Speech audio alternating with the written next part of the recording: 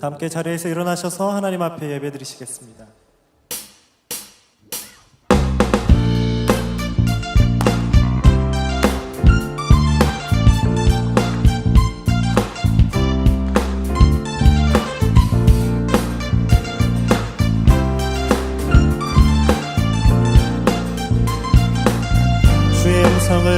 주의 음성을 내가 들으니 자랑한단 말일세. 믿는 마음으로 주께 가오니 나를 영접하소서. 주여 넓으신 은혜 베푸사 나를 받아주시고 나의 품은 뜻 주의 뜻같이 되게 하여 주소서. 내가 매일 십자가 앞에 더 가까이 가오니 구세주의 흘린 보배 피로써 나를 정케 하소서. 주의 보좌로 나아갈 때에 어찌하니 기쁠까. 주의 얼굴을 항상 배우니 더욱 친근하니 내가 매일 십자가 앞에 더 가까이 가오니 구세주의 흘린 보배 피로써 나를 정케. 내가 매일 십자가 앞에 십자가 앞에 더 가까이 가오니 구세주의 흘린 보배 피로써 나를 정케 하소서.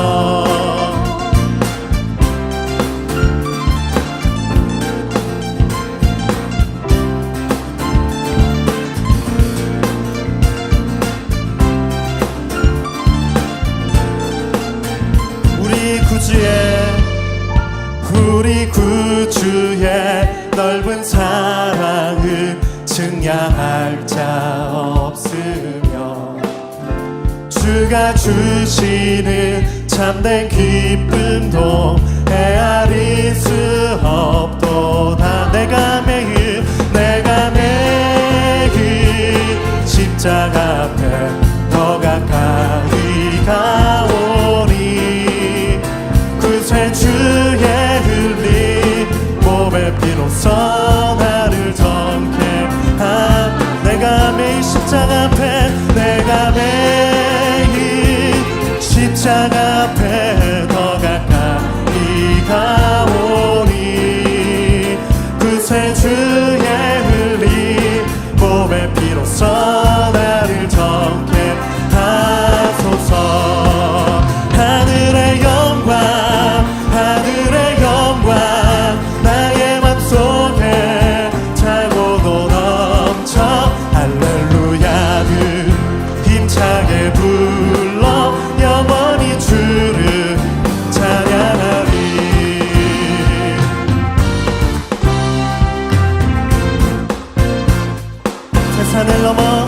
태산을 넘어 험곡에 가도 빛 가운데로 걸어가며 주께서 항상 지키시기로 약속한 말씀 변치. 한 번 더 고백합니다.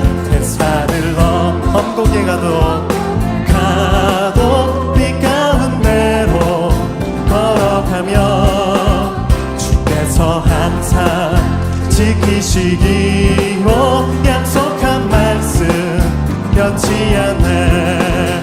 하늘의 영광 나의 맘속에 차고도 넘쳐 할렐루야를 불러 영원히 주를 찬양하리. 캄캄한 밤에 다닐지라도 주께서 나의 길 되시고 나에게 밝은 빛이 되시니 길 잃어버린 염려 하늘의 영광 하늘의 영광 하늘의 영광 나의 맘속에 차고 넘쳐 할렐루야를 힘차게 불러 영원히 주를 찬양하 하늘의 영광 하늘의 영광 하늘의 영광 나의 맘속에 차고 넘쳐 할렐루야를 힘차게 불러 영원히 주를 영원히 주를 찬양하리. 자리에 앉으셔서 계속 찬양 드리시겠습니다.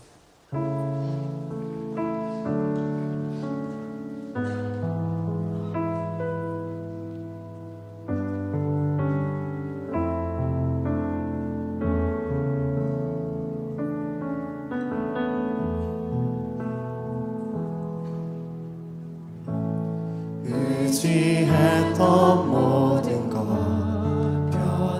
변해가고 억울한 마음은 커져가네.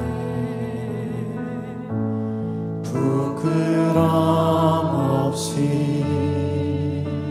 살고 싶은 마음 주님 아시네. 모든 일을 선으로 이겨내고 죄의 유혹을 따르지 않네. 나를 구원하신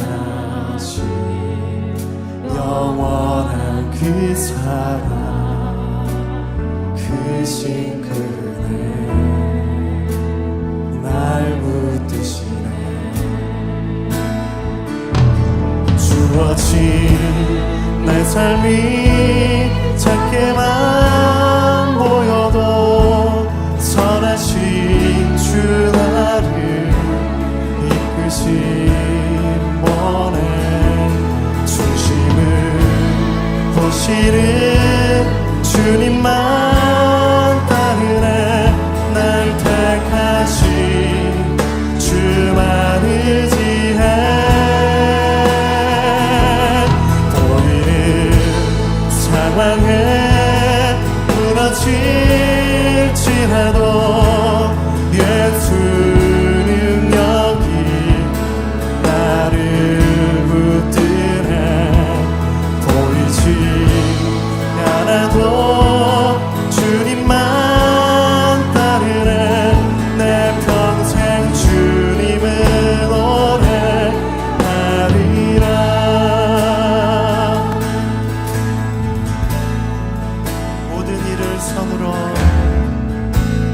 모든 일을 선으로 이겨내고 죄의 유혹을 따르지 않네. 나를 구원하신 영원한 그 사랑 크신 그늘에 날 붙드시네. 주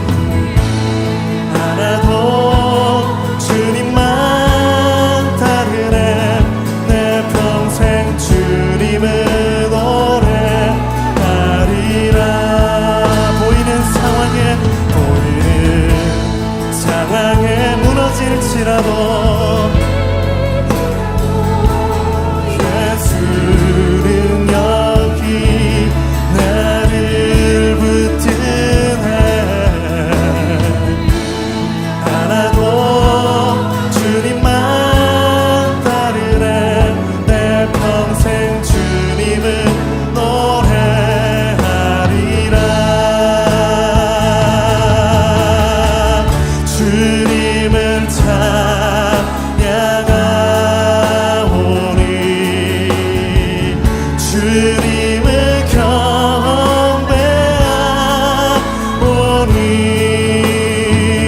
왕이신 예수여 오셔서 좌정하사 다스리소서.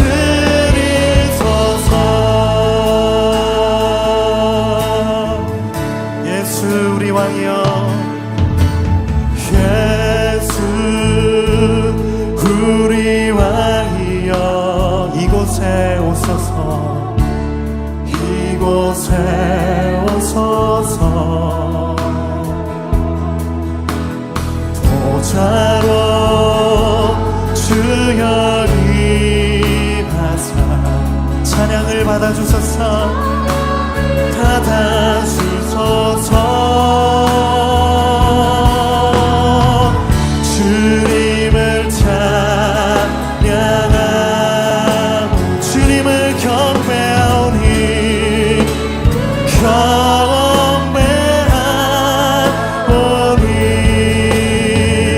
왕이신 예수여 오셔서 좌정하사 다스리소서.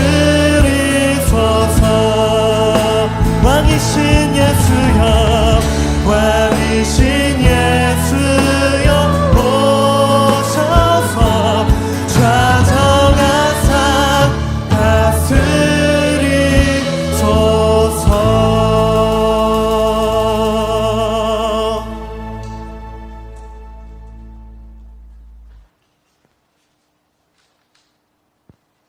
사랑하는 주님, 은혜를 감사드립니다.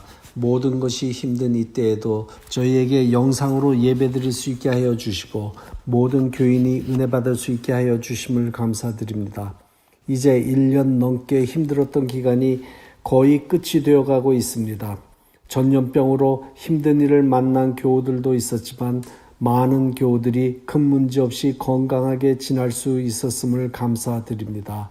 주님께서 저희에게 은혜를 주시어 속히 팬데믹이 끝나고 정상적인 삶으로 돌아갈 수 있게 하여 주시옵소서. 저희 자녀들 오랫동안 학교 수업을 온라인으로 하였습니다. 이 기간 중에도 잘 적응하며 수업을 잘 할 수 있었음을 감사드리고 자녀들을 집에서 돌보며 지내는 부모님의 많은 수고에 주님의 축복과 위로가 같이 하여 주시옵소서. 무엇보다 하던 사업이 힘들어진 교우들 많이 있습니다. 어떻게 난관을 극복할지 막막한 가운데 있는 저희들에게 지혜를 주시고 은혜를 주시어 어려움을 다 이길 수 있도록 축복하여 주시길 원합니다. 그러므로 모든 어려움을 주님의 은혜로 이겼다는 간증거리가 생기게 하여 주시옵소서. 편안할 때 못 느끼던 주님의 사랑과 은혜를 힘든 역경 속에서 경험함으로 앞으로는 누군가의 생명과 풍성한 삶을 위하여 힘써 일할 수 있는 저희들 되게 하여 주시옵소서. 선교지에서 사명을 감당하시는 선교사님들의 사역을 위하여 기도드립니다. 여행의 제약과 대면하여 전도하는 것이 힘든 가운데 있습니다. 그러나 계획하며 진행하는 사역에 주님의 역사하심이 나타나므로 선교사님들의 간증거리가 늘어나게 하여 주시옵소서. 항상 선교지에서 주님이 보여주셨던 기적과 같은 일하심을 이 기간 동안에도 많이 보여주시옵소서.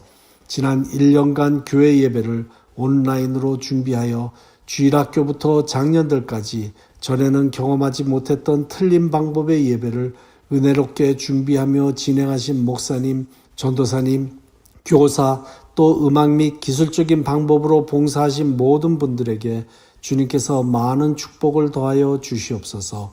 오늘 예배도 기쁘게 받아주시옵고 주님께 영광, 저희에게는 큰 축복이 있는 예배가 되길 바라며 모든 말씀 우리 주 예수 그리스도의 이름으로 기도드렸습니다.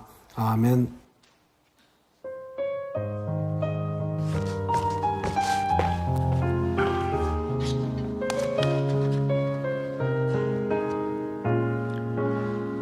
우리 주님 주신 것을 예물로 드립니다. 하나님 나라 온갖 좋은 것으로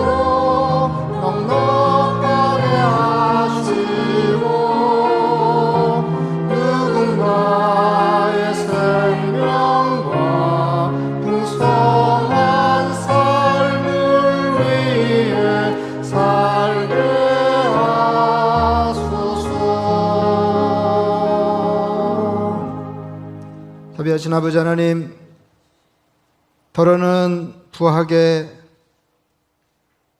혹은 가난하게 살게 하시되 어쨌거나 이만큼 삶을 부재하고 살 수 있게 하시는 은혜를 감사합니다. 아버지 하나님, 어려운 중에도 지난 한 주간 주님께서 자상하게 베풀어 주신 변함없는 은혜를 생각하며 주께 예물 드려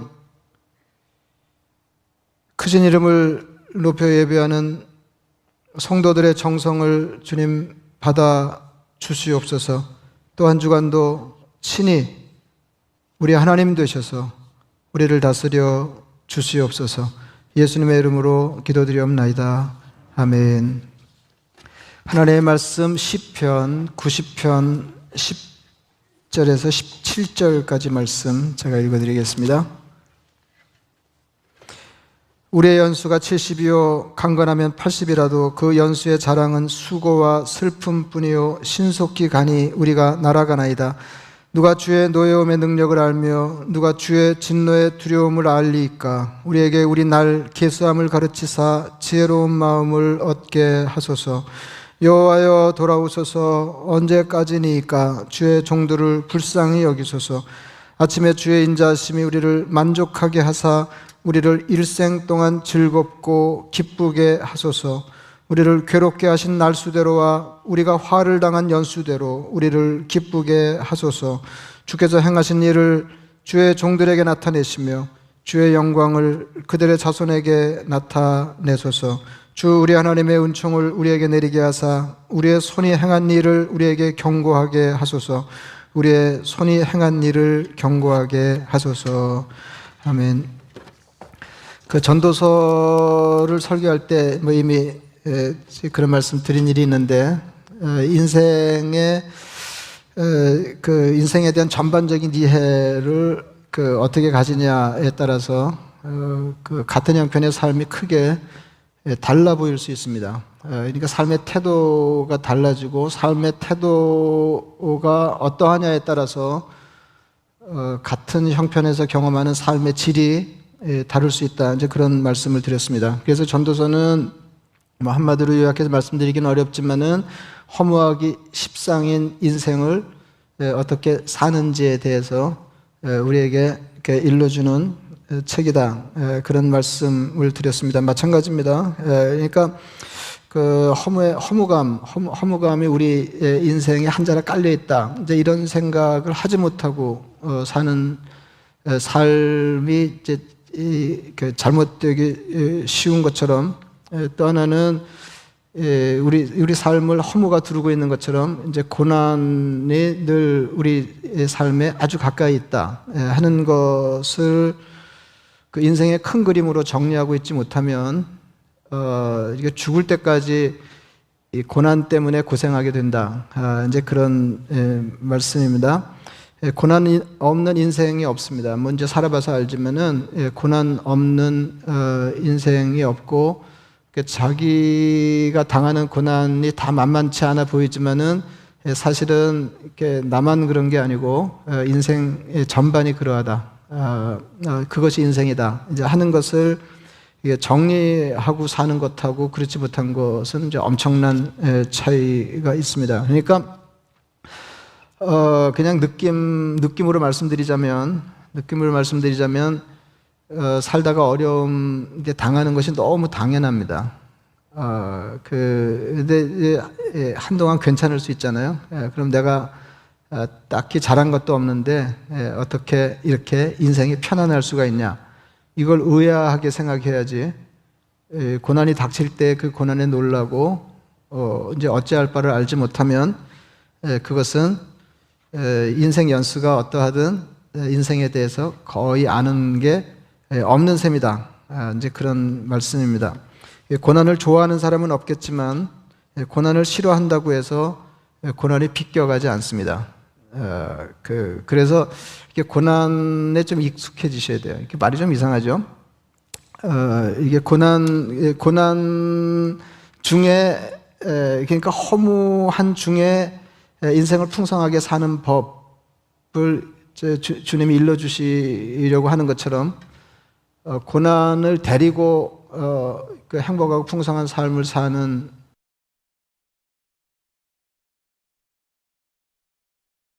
어렵습니다. 이렇게 고난을 데리고 사는 것이 인생이다. 이제 이런 생각을 하셔야 되고, 그래서 고난과 관련해서 그 인생을 생각할 때는 가장 중요한 것이 이제 고난에 압도당하지 않는 것이 중요합니다. 성경에도 보면 이제 오늘 뭐 그 얘기를 쭉 할 텐데 고난당한 사람 이야기가 숱합니다. 근데 참 사람들은 이렇게 읽고 싶은 것만 읽고 이제 보고 싶은 것만 보기 때문에 평상시엔 그게 눈에 잘 들어오질 않아요. 근데 이 성경에 나와 있는 한다 하는 이름을 낸 신앙 위인들의 삶을 보면 거의 예외가 없다고 해도 좋을 정도로 고난에 휩싸인 인생을 살았다 하는 것입니다. 그러면 제가 늘 말씀드리지만은 다 그러하면 나도 그러할 거다. 이게 자연스럽지. 다 그러한데 내가 무슨 중불난 인생인 것처럼 나만 내 인생만 크게 이렇게 다를 것이다. 이렇게 생각하는 것은 상식적이지 않습니다. 그리고 그럴 수가 없습니다. 저는 참 기가 막힌 게 요새는 이제 성경을 읽으면 성경이 이제 자꾸 달리 보이는 경우가 많은데, 이제 같은 성경이 다르게 보이는 거죠. 같은 성경이 다르게 보이는 건데, 이제 기가 막힌 게 인류가 시작되면서, 그러니까 이렇게 성경이 이럴 때 인류의 처음 사람들, 그러니까 아담과 하와, 그러니까 에덴 동산 시절부터, 그러니까 에덴은 모든 것을 구비하여 아쉬운 것이 없는 좋은 환경의 삶의 여건을 갖춘 곳인데, 이제 그런 곳에서 인생을 시작했던 아담과 하와, 처음 사람의 경우에서부터 고난이 있었다 하는 것입니다.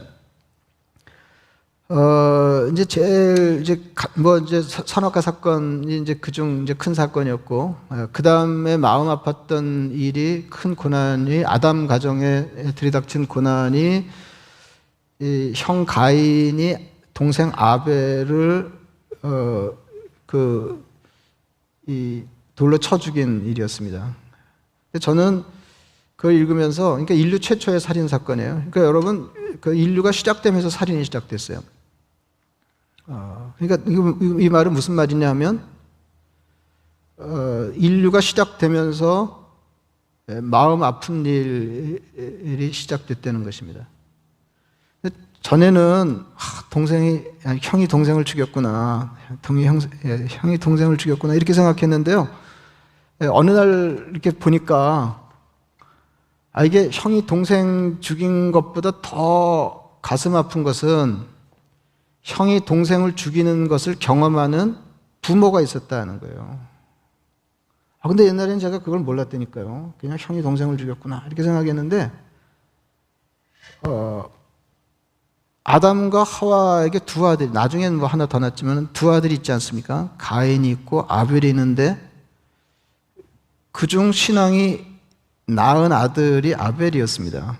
그러니까 누가 더 귀하다 할 수 없지만, 이 괜찮은 아들이 죽은 거예요. 근데 그것도 모르는 사람이 죽인 게 아니고 그 형이 죽였다 하는 거죠. 근데 그걸 경험하는 부모가 있었다 하는 겁니다. 그러니까 인류 최초에 아픔이 있었고 고난이 있었습니다. 그러니까 조금 과장해서 얘기하면, 이렇게 아들을 잃는 이 고난의 이야기로 인류 역사가 시작되고 있다. 이제 그런 말씀입니다. 자손이 부모나 조부모보다 먼저 죽는 것을 참척이라고 합니다. 견디기 어려운 고통입니다. 근데 놀랍게도 이것이 최초의 인간에게 일어난 일이다. 하나님도 아들을 죽음에 내어놓으셔서, 우리 너무 잘 알죠? 너무 잘 알죠? 예수 그리스도께서 십자가에 피 흘려 죽으심으로 우리가 구원받아 하나님 자녀가 되었습니다. 우리에게는 최상의 은혜였습니다. 그러나 누군가에게는 뼈아픈 일이었습니다. 저는 그냥 우리가 모르지 않잖아요. 하나님의 은혜가 굉장하구나. 하나님의 은혜가 굉장하구나. 그 아들, 하나님이신 그 아들을 죄 많은 우리들이 하나님 자녀 되게 하시기 위해서 희생 되게 하셨다. 아들을 내어놓으셨다. 그걸 모르지 않습니다. 근데 어느 날 이렇게 보니까 이게 생각보다 굉장한 일인 거예요.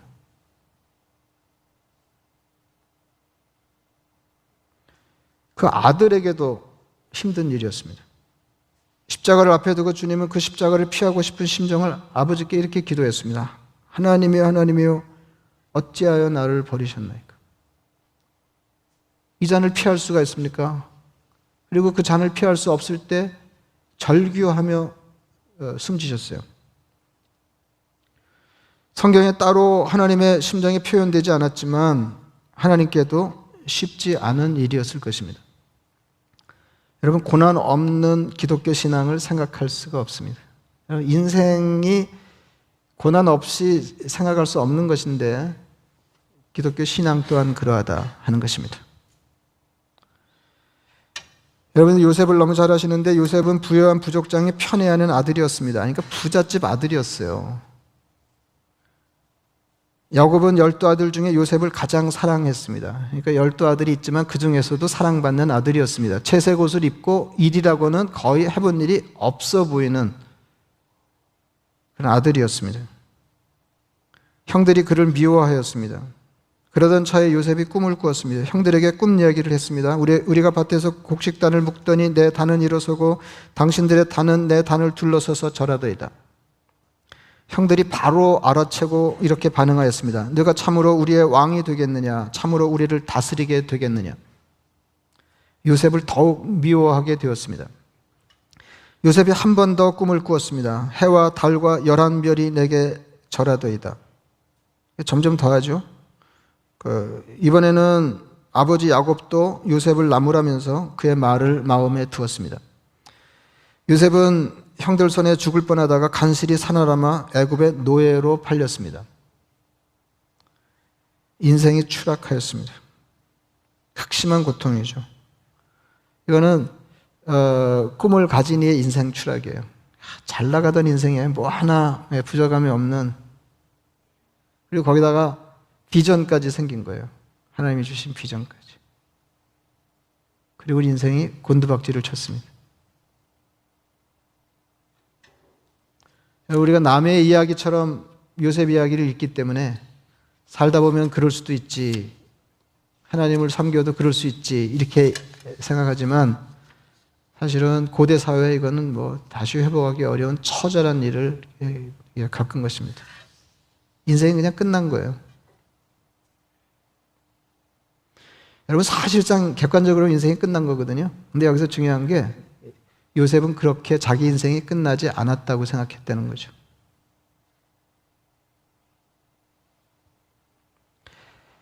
다윗이 굉장한 인물입니다. 다윗은 아들의 반란으로 왕궁을 비우고 울며 피난길을 떠나서, 성경이 아주 처절하게 이 기사를 쓰고 있어요. 머리를 풀어헤치고 얼굴을 가리우고 울며 맨발로 황급히 왕궁을 비웠습니다. 여러분, 인생이 수습할 수 없게 된 것입니다. 왜 그러냐면요, 보통은 A하고 B 경우가 있는데 A는 좋은 거고 B는 안 좋은 거고, 그래서 A 되게 해주세요 이렇게 하면 돼요. 근데 다윗은 이럴 수도 저럴 수도, 이렇게 기도할 수도 저렇게 기도할 수도 없는 형편에 갇혔습니다. 반란군을 진압하면 아들이 죽고요, 진압에 실패하면 자기 목숨이 위태로운 거예요.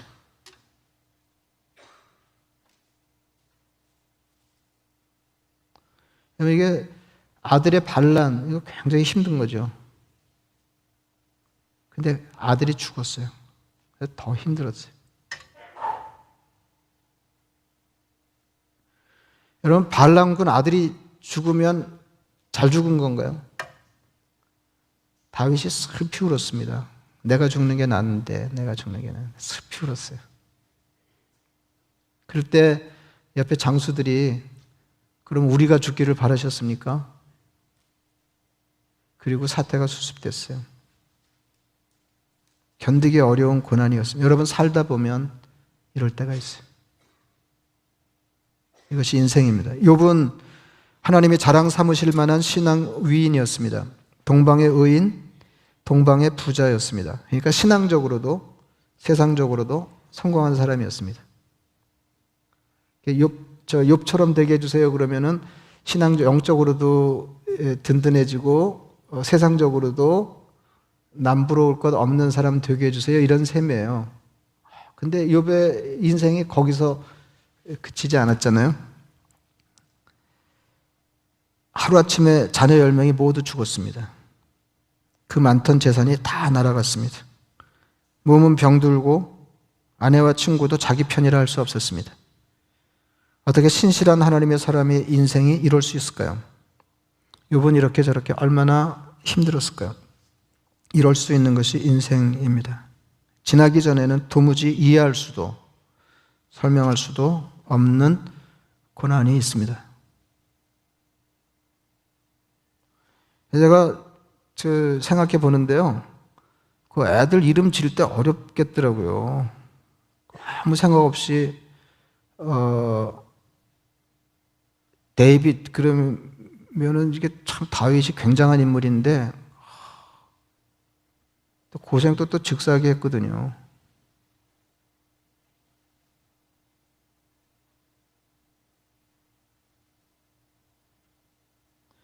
예수님의 제자들은 자기가 가진 것을 다 버리고 예수님을 따르면서 예수님께 전생애를 걸었습니다. 예수님이 유일한 희망이셨습니다. 주님은 기대한 대로 대단한 분이셨습니다. 말씀이 대단하셨고 능력이 대단하셨습니다. 많은 사람들이 예수님을 주목해 자기들은 예수님 아주 가까이 있는 제자들이었습니다. 예수님이 당장의 왕이 되실지도 모르겠다 이런 생각이 들었습니다. 그러던 주님이 십자가에 무참한 죽음을 당하셨습니다. 제자들은 남은 생애를 어떻게 살아야 할지 알지 못했습니다. 예수님 덕보려다가 예수님 때문에 화를 당하지 않으면 다행이게 되었습니다. 얼마나 힘들었을까요? 여러분, 이게 인생입니다. 다윗은 생전에 이렇게 기도한 적이 있습니다. 그 대단한 다윗이 이렇게 기도했어요. 내 하나님이여 내 하나님이여 어찌하여 나를 버리셨나이까? 어찌 나를 멀리하여 돕지 아니하시오며 내 신음소리를 듣지 아니하시나이까? 내 하나님이여 내가 낮에도 부르짖고 밤에도 잠잠하지 아니하오나 응답하지 아니하시나이다. 살다 보면 이렇게 대단한 신앙 위인에게도 이런 일이 있다니까요. 너무 힘들어서 밤에도 기도하고 낮에도 기도하고 울부짖으면서 하나님이 어디 계십니까? 하나님이 계십니까? 이렇게 기도하는데 하나님이 응답하지 않으시더라는 거예요. 너무 힘이 드는 거죠. 같은 장면에 이렇게 기도하였습니다. 나는 물같이 쏟아졌으며 내 모든 뼈는 어그러졌으며 내 마음은 밀랍 같아서 내 속에서 녹았으며 내 힘이 말라 질그릇 조각 같고 내 혀가 입천장에 붙었나이다. 주께서 또 나를 죽음의 진토 속에 두셨나이다. 개들이 나를 에워쌌으며 악한 무리가 나를 둘러 내 수족을 찔렀나이다.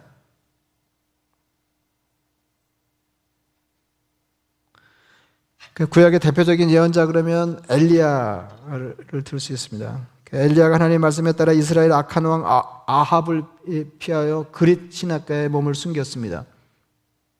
그 시내가 마르자 하나님이 이번에는 그를 사르밧 과부에게로 보내셨습니다.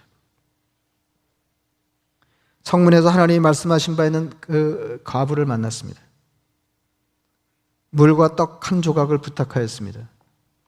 제가 오늘 그 열거하는 사람 중에 유일한 무명입니다. 과부가 이렇게 대답했어요. 당신의 하나님 여호와께서 살아계심을 두고 내가 맹세하노니 나는 떡이 없고 다만 통에 가루 한 움큼과 병에 기름 조금뿐이라. 내가 나뭇가지 둘을 주워다가 나와 내 아들을 위하여 음식을 만들어 먹고 그 후에는 죽으리라. 그러니까 뭐 마실 물 있냐? 먹을 거 있냐? 좀 주라. 그러니까 이거 남은 거 만들어 먹고 아들하고 죽으려고 그랬다 이거예요. 더는 살 수가 없어서.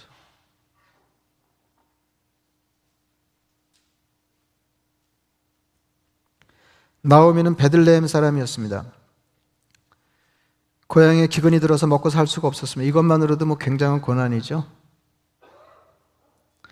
남편이 식구들을 데리고 모압이라고 하는 이방 땅에 옮겨 살지 않으면 안 되었습니다.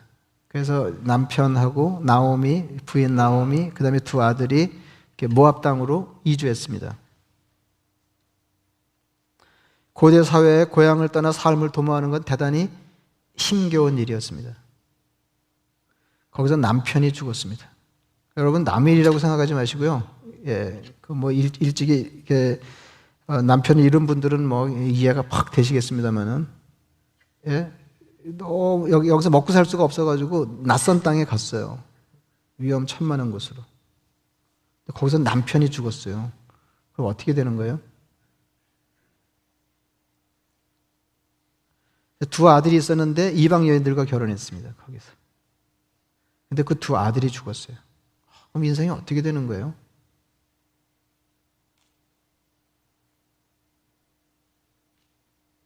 며느리만 남았어요. 얼마나 힘들었을까요?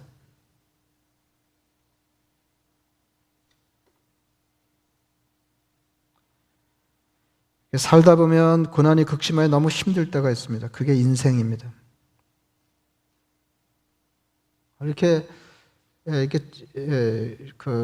제가 달리 말씀드리면 속이는 거니까. 그게 인생이에요.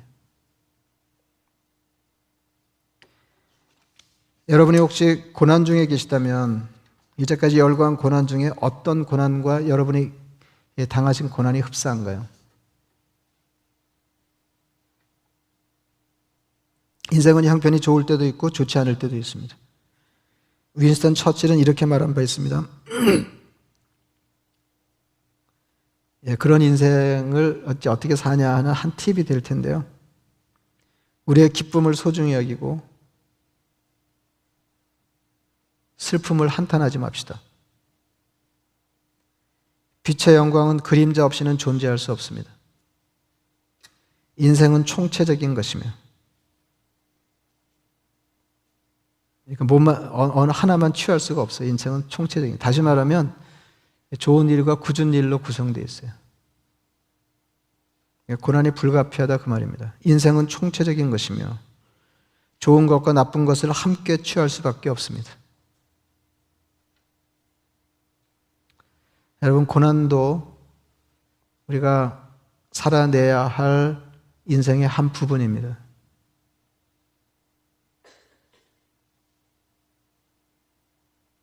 무슨 말씀이냐면, 어려운 중에 잘 못 살면 이게 계속 저런 어려움, 이런 모양의 어려움이 우리를 찾아오는데, 이럴 때는 이래서 못 살고 저럴 땐 저래서 못 살고 이렇게 하면 끝끝내 못 산다 그 말이에요.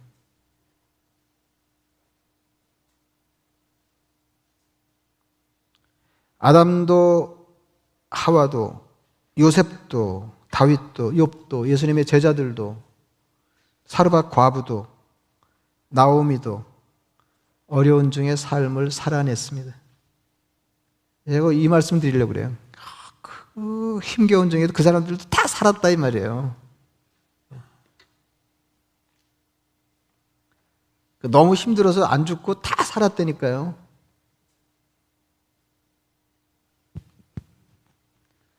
버티면 다 살게 된다니까요.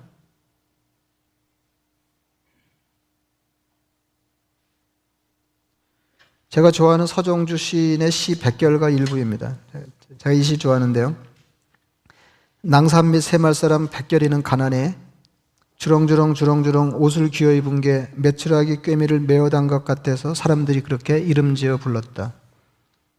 그렇지만 이 사람한텐 오래 두고 익고 온 슬기로운 검은 거가 한 채 있어서 밤낮으로 마음을 잘 풀어갔기 때문에 가난도 앞장질런 서지 못하고 뒤에서 졸래졸래 따라다녔다. 이 부분이 좋더라니까요. 마음 다스리는 법을 알았어요.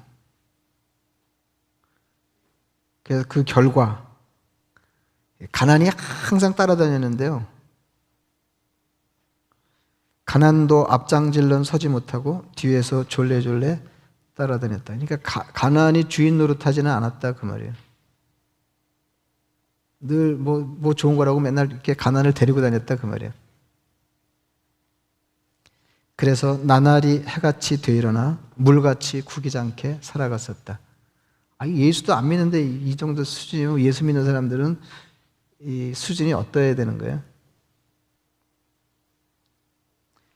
그렇지만 이 사람한테는 오래 두고 잃고 온 슬기로운 검은 고가 한 채 있어서 밤낮으로 마음을 잘 풀어갔기 때문에 가난도 앞장질런 서지 못하고 뒤에서 졸래졸래 따라다녔다.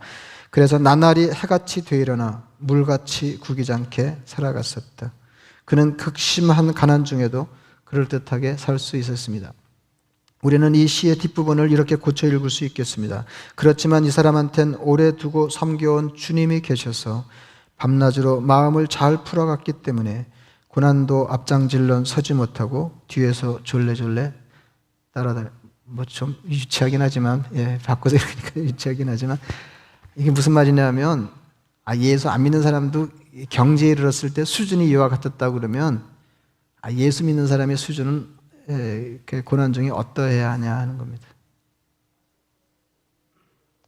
주님은 극심한 어려움 중에도 우리를 살게 하시는 분이십니다.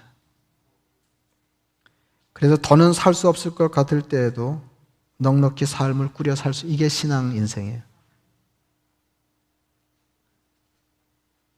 그래서 오늘 그 모세가 고난 인생을 어떻게 살아낼지에 대해서 이야기해 주고 있습니다. 우리의 연수가 70이요 강건하면 80이라도 그 연수의 자랑은 수고와 슬픔뿐이요. 엄청 슬프죠.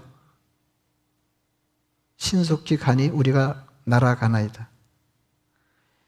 그러니까 70이고 보통 70이고 많으면 80인데 그 연수의 자랑은 많이 살았다고 좋을 게 하나도 없는 것이 수고와 슬픔뿐이다. 그러니까 더 많이 살면 더 많은 슬픔, 더 많은 수고, 이런 거예요. 이게 모세의 인생 토로입니다. 그리고 모세가 어떻게 기도하냐면요, 힘들었어요. 이렇게 기도해요. 여호와여 돌아오소서. 언제까지니까 주의 종들을 불쌍히 여기소서. 금방 형편이 좋아지질 않는 거죠. 아침에 주의 인자하심이 우리를 만족하게 하사 우리를 일생 동안 즐겁고 기쁘게 하소서. 수고와 슬픔뿐인 인생이지만 하나님이 계시니까 우리를 어떻게 좀 만족하게 하시고 일생 동안 즐겁고 기쁘게 해 주십시오. 그리고 15절이 재밌어요. 우리를 괴롭게 하신 날수대로와 우리가 화를 당한 연수대로 우리를 기쁘게 하소서. 그래도 이 인생이 슬픈 일과 기쁜 일로 구성되어 있지만 그래도 기쁨이 슬픔만큼은 돼야죠. 그런 거죠.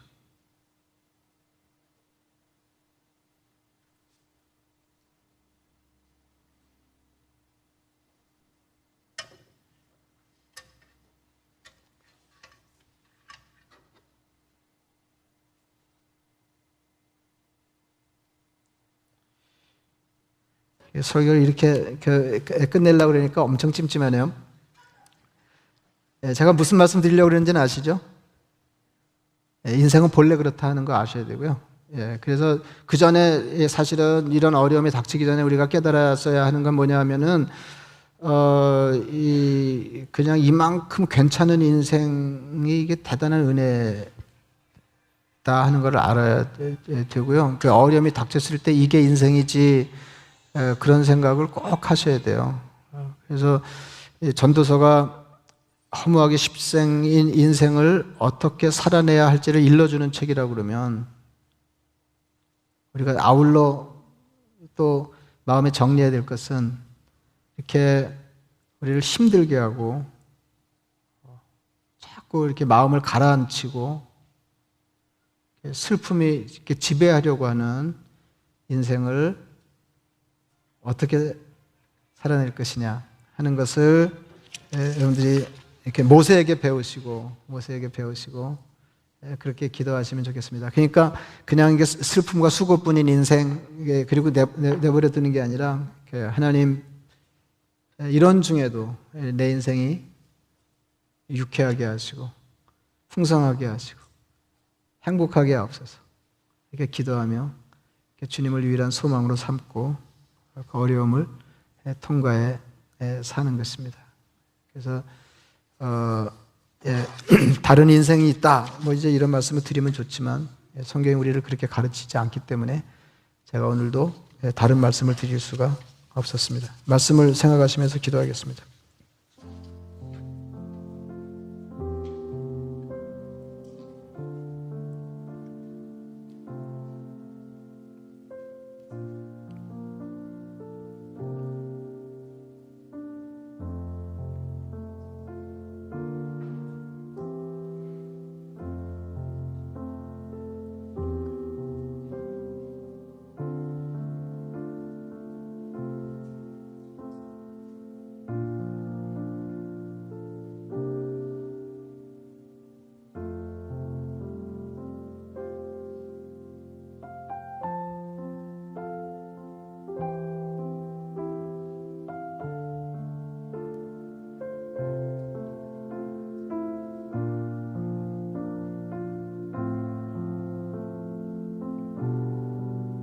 자비하신 아버지 하나님, 두 눈을 부릅뜨고 인생이 무엇인지 바로 보게 하시고 바로 알게 하여 주옵소서. 아버지 하나님, 인류 최초의 인간 아담과 하와 때부터 인생은 고난에 둘려 살아가지 않으면 안 되었던 것을 다시 보게 하시니 감사합니다. 자비하신 아버지 하나님, 참으로 견디기 어려운 고난 중에도 주님을 바라보고 넉넉히 삶을 이어 하나님이 기대하시는 삶을 향하여 살았던 신앙 위인들의 삶을 본받게 하여 주시옵소서. 자비하신 아버지, 모세처럼 우리의 일생이 수고와 슬픔뿐입니다. 토로하면서도 주님, 어떻게든 내 인생을 유쾌하게, 어떻게든 내 인생을 평안하게 하시고 어떻게든 내 인생을 풍성하게 하옵소서. 기도하며 주님을 향해 살았던 그 삶을 살아내게 해 주시옵소서. 이 어려움도 지나가게 하시고 모세의 기도처럼 우리가 경험한 고난만큼 우리 삶이 풍성해지게 하시고 우리 삶이 유쾌하게 하옵소서. 감사하고 예수님 이름으로 기도드리옵나이다. 아멘. 일어나셔서 찬송하시겠습니다.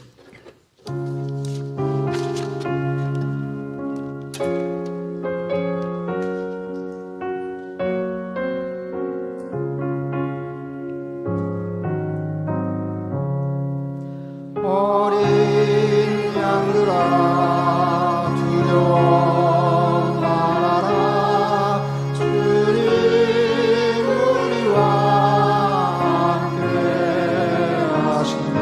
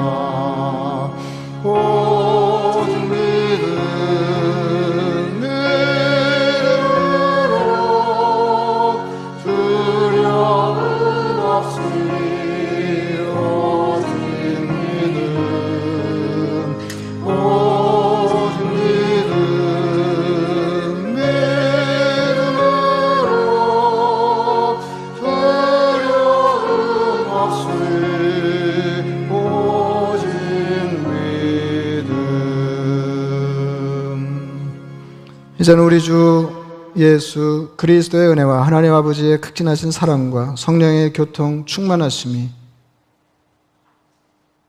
수고와 슬픔으로 점철된 인생을 주님만 유일한 소망으로 삼고 주님으로부터 오는 평안을 누리며 어떻게든지 유쾌한 삶을 풍성히 살아내기로 마음을 다짐한 하나님의 백성들 머리 위에 이제로부터 영원까지 함께 하시기를 간절히 축원하옵나이다. 아멘.